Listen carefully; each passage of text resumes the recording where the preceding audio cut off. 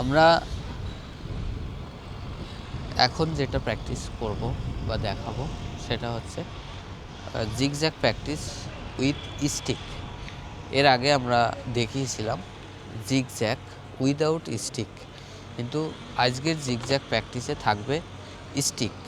সেই স্টিকের মাঝ দিয়ে সুশৃঙ্খলভাবে জিগজ্যাগ করতে হবে, আগে এবং পিছে দুদিকেই, সামনে পেছনে দুদিকেই।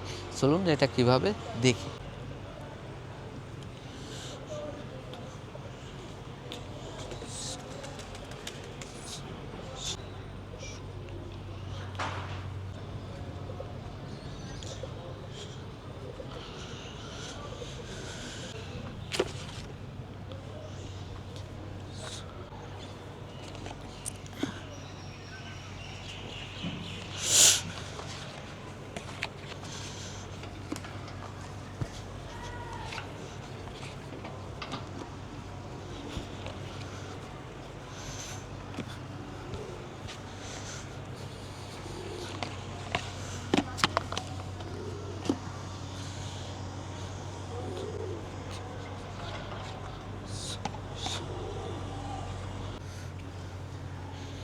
আমি 1 2 3 শুরু হবে, ঠিক আছে।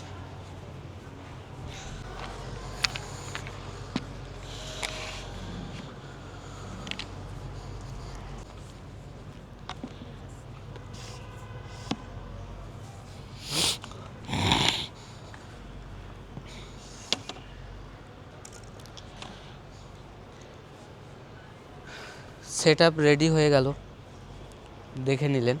চলুন এবার আমি প্র্যাকটিস করিয়ে দেখাই।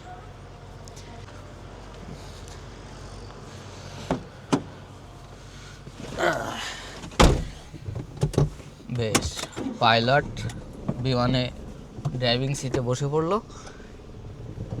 চলুন এটা কিভাবে হয় আমরা দেখিয়ে দিই।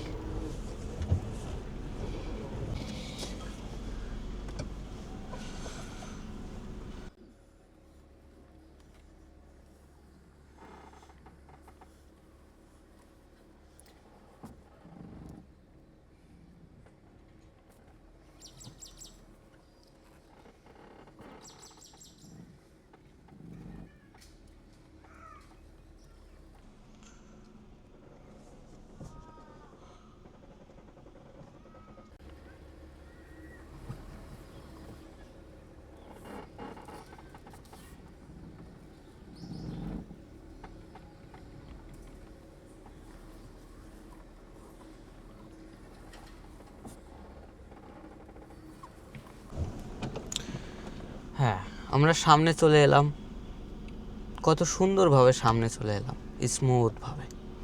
এখন ঠিক একইভাবে আমরা জিগজ্যাগ করে পেছনে যাব। তাহলে চলুন আমরা ব্যাক জিগজ্যাগ দেখে নিই কীভাবে এটা করতে হয়।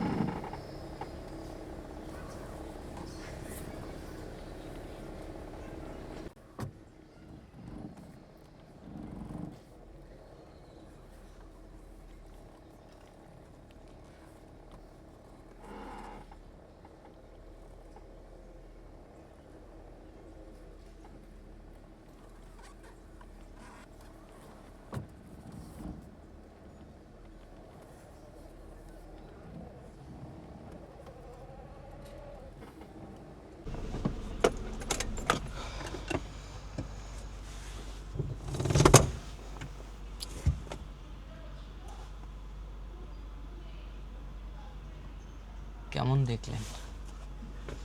আশা করি ভালো লেগেছে। হ্যাঁ, এটা হচ্ছে জিগজ্যাগ প্র্যাকটিস উইথ স্টিক। এই স্টিকের মাঝ দিয়ে আপনাকে আগে যেতে হবে, পেছনে আসতে হবে। এই প্র্যাকটিসটা খুব ইম্পর্টেন্ট, কারণ এই যে আপনি জ্যাম রাস্তায় গাড়ি চালাতে পারছেন না, কারণ আপনার ক্লাচ আপনার কন্ট্রোলে থাকছে না। ক্লাচ আপনার কন্ট্রোলে থাকে না, তার জন্যই আপনার এই সমস্যা।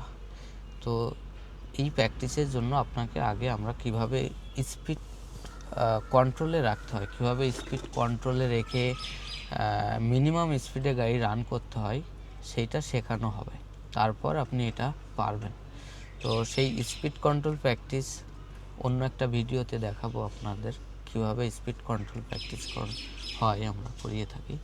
তো স্পিড কন্ট্রোলের স্টেপটা কমপ্লিট হলে তারপর আমরা এই প্র্যাকটিসটা পারবো। তো দেখে যতটা সহজ মনে হয়েছে, আসলে প্র্যাকটিসটা অতটাও সহজ নয়। এটাকে সহজ করার জন্য কিছু আমাদের ফর্মুলা আছে, টেকনিক আছে, হ্যাঁ, স্মার্ট ওয়ে। সেইভাবে আমরা যদি এগোই তাহলে খুবই সহজ। তো এটা জানতে হলে, দেখতে হলে অবশ্যই আমাদের স্কুলে ভিজিট করতে হবে। আপনাদের কাছে অনুরোধ থাকবে, আপনারা আসুন, আমাদের স্কুলে ভিজিট করুন, দেখুন যে আসলে আমি কিভাবে ড্রাইভিং শেখাই। এটা ভার্চুয়ালি কথা বলে বুঝতে পারবেন না। বোঝার জন্য স্কুলে সরাসরি আসতে হবে, প্র্যাকটিক্যালে দেখতে হবে, তাহলেই ভালো বুঝতে পারবেন। আর সবশেষে একটাই কথা, অবশ্যই ভালো লাগলে অবশ্যই সাবস্ক্রাইব করবেন, লাইক, কমেন্ট, শেয়ার করবেন। আপনার পরিচিতদের মাঝে ভিডিওটি শেয়ার করবেন, প্রচুর শেয়ার করবেন, হ্যাঁ, যাতে অন্যরাও দেখার সুযোগ পায়, তারা তাদের সমস্যার ব্যাপারে আমাকে জানানোর সুযোগ পায়, আমিও যাতে আমার উদ্ভাবনটি সবার মাঝে তুলে ধরার সুযোগ পাই। তো ভালো থাকবেন, ধন্যবাদ।